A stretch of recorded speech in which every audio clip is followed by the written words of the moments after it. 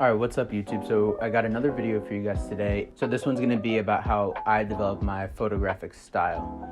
And I know this is like a thing that, people struggle with when they're first getting into photography or any art for that matter, but I just wanted to make this video to help you guys, maybe guide you to understanding how to find it and just giving you some pointers and things that I've done to help me realize like, okay, this is where I'm going now and this is gonna be my style. I know like a lot of this stuff isn't really like too concrete because it's up to the person. You probably don't have the same experiences that I do with photography, but I feel like just general pointers will help guide you guys to helping you find your style and helping you realize like what can be your style and how you can just navigate that whole process, because it is a long process. It does take time and you definitely don't want to rush it, but these things may help you to narrow it down and really just try to hone in on that goal of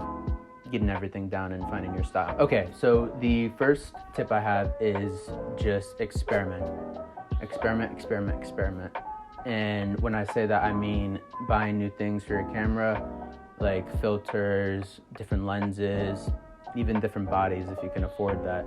And then anything else that you can really get your hands on to just try and do specific things in different instances that you put yourself into. Like if you're taking portraits, you might want to use a different lens. You might want to use a different lens filter. Or if you do landscapes and stuff like that, you might want to think about trying out a drone or trying out a couple of different lenses, maybe some wider, maybe some that are more telephoto lenses, just to pick out and see what you like to capture in those instances. Like for me, I've been buying lens filters and I use them for portraits, and those have helped me to hone down on my style just because I like using them, and it has allowed me to find something that I really like doing, or finding an addition to my photos that I really like and that I've gotten great feedback on as well. So I just want to hone down on that stuff because I've had the chance to experiment with different kinds of things.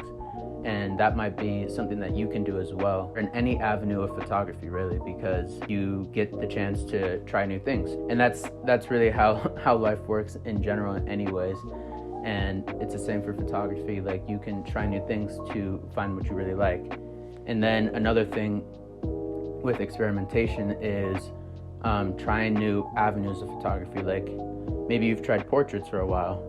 Maybe you should go on and try landscapes, or you try sports or street photography, stuff like that. Once you narrow down what you really like to photograph, that's when you can try to understand what you want to bring to your photography. So in narrowing down what you want to focus on, that's just going to help clear your mind and hone in on the goals that you have for that and how you're going to deliver something that people will like that's different from everybody else.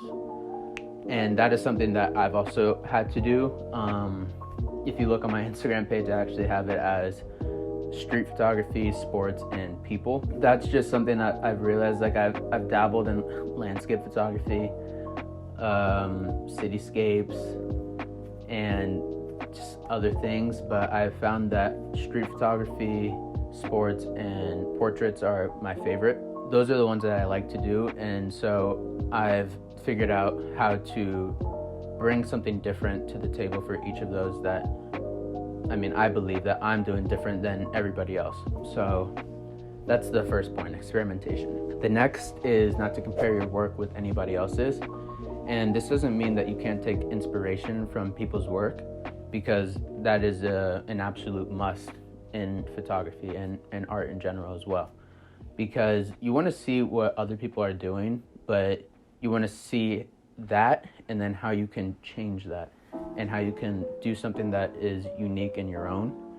And for me, I all about now with the things that I've tried for portraits is just I love nature and photographing in nature, and I love the film aspect of photography. Like I have my own film cameras, but with my digital camera I'm able to now I've figured out how to make my photos look more like they were shot on a film camera, and that's like something that I like to do. And it is unique in the way that I capture things. Well, it's unique in the way that I capture and edit things.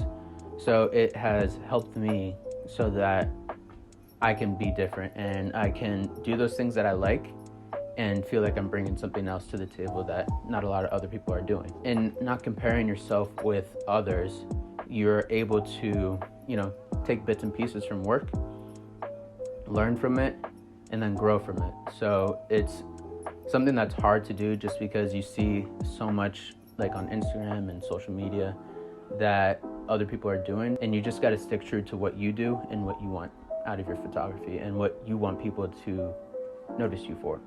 And that brings me to the third point, which is just sticking true to yourself. So I've learned this in taking photography classes in college, and staying true to yourself, I guess, is more just bringing your own experiences into what you're doing.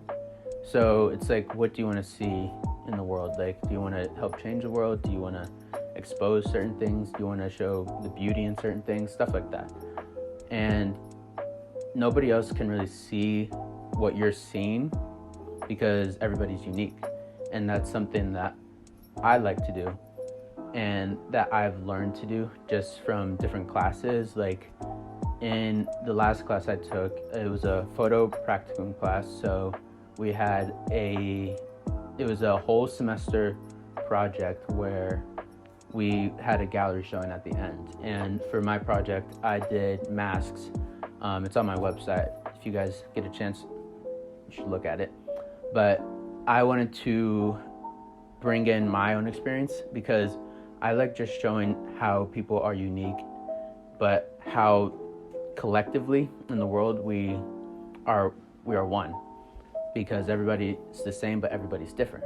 So in this work, I just explored those ideas, like using a mask to photograph people in.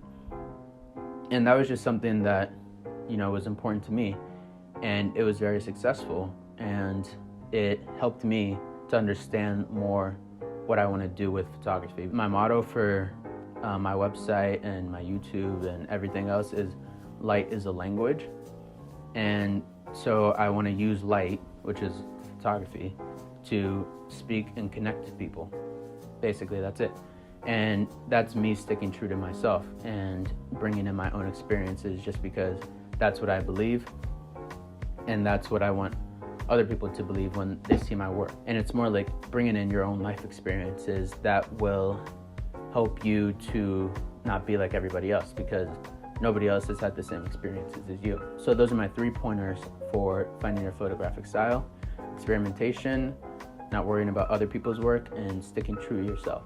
And I believe those are the easiest yet very important ways to help you hone down your style and start figuring out what you want to do with photography. And this can also include so many other things in life, but for now, just photography. But I hope you guys enjoyed the video. I hope you guys take the tips and then use them in your daily life and photography, and hope you find your style. And another thing is that this takes time. It's not something that happens really quickly.